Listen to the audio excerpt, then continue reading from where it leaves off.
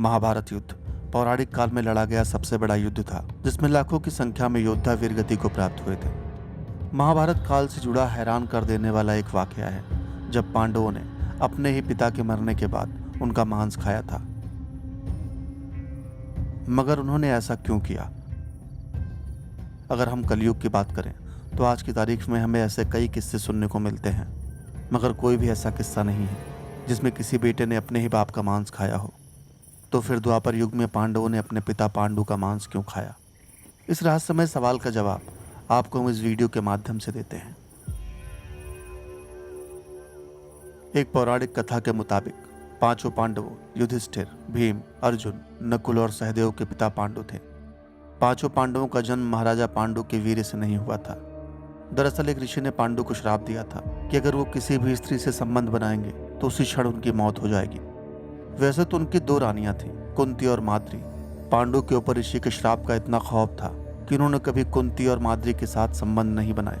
राजा पांडु की कोई भी संतान न थी, जिसके कारण पांडु काफी परेशान रहने लगे। अपने श्राप के कारण राजा पांडु इतने दुखी रहने लगे कि उन्हें अपने महल के सभी सुख काटने को दौड़ते। जिसके बाद राजा पांडु अपनी पत्नी कुंती और माद्री के साथ सारा राजपाट छोड़कर वन में चले गए। राजा पांडु अपना ब्रह्मचर्य जीवन व्यतीत करने लगे, पर उन्हें ये बात अंदर से खाने लगी कि उनका वंश कभी आगे नहीं बढ़ पाएगा। अपने पति को हर समय परेशान देखकर माता कुंती को ऋषि दुर्वासा द्वारा दिए गए उस वरदान का ध्यान आया, जिससे वह किसी भी देवता का आवाहन करके संतान प्राप्ति का वरदान मांग सकती थी। ये बात जैसे ही उन्होंने राजा पांडु को बताई, वे बेहद खुश हो गए। जिसके बाद उन्होंने रानी कुंती से इस वरदान का इस्तेमाल करके संतान प्राप्ति की इच्छा जताई और कुंती ने देवताओं का आवाहन करके युधिष्ठिर, भीम और अर्जुन को संतान के रूप में प्राप्त किया। इसके बाद कुंती ने माद्री को भी इस मंत्र का ज्ञान दिया, जिसके बाद माद्री ने नकुल और सहदेव को प्राप्त किया। अब राजा पांडु को संतानों की प्राप्ति हो गई थी, मगर वो उनके वीर से पैदा हुई संतानें नहीं थी, जिसके कारण पांडु पुत्रों के अंदर पांडु का ज्ञान, कौशल और बुद्धिमत्ता नहीं थी।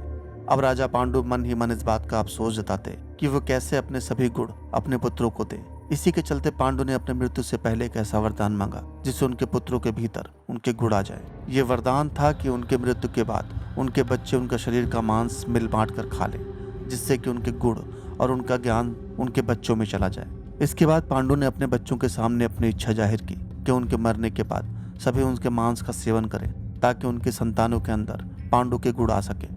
राजा पांडु और रानी माद्री वन में घूम रहे थे, तो वह रानी माद्री को देखकर अपने ऊपर नियंत्रण न कर पाए, और जैसे ही पांडु ने माद्री के साथ संबंध बनाए, वैसे ही पांडु की मृत्यु हो गई। तो महाराज पांडु की इस बात का मान रखते हुए युधिष्ठिर, भीम, अर्जुन, नकुल और सहदेव ने अपने मृत पिता के शरीर का मांस खाया। दूसरी कथा के अनुसार मृत पिता पांडु का मांस तो भाइयों ने मिलकर ही खाया था, लेकिन इसका सबसे बड़ा हिस्सा सहदेव ने खाया था। एक और मान्यता के अनुसार कहा जाता है कि अपने पिता की आज्ञा का पालन करते हुए सभी भाइयों ने नहीं, केवल सहदेव ने ही अपने मृत पिता का मांस खाया।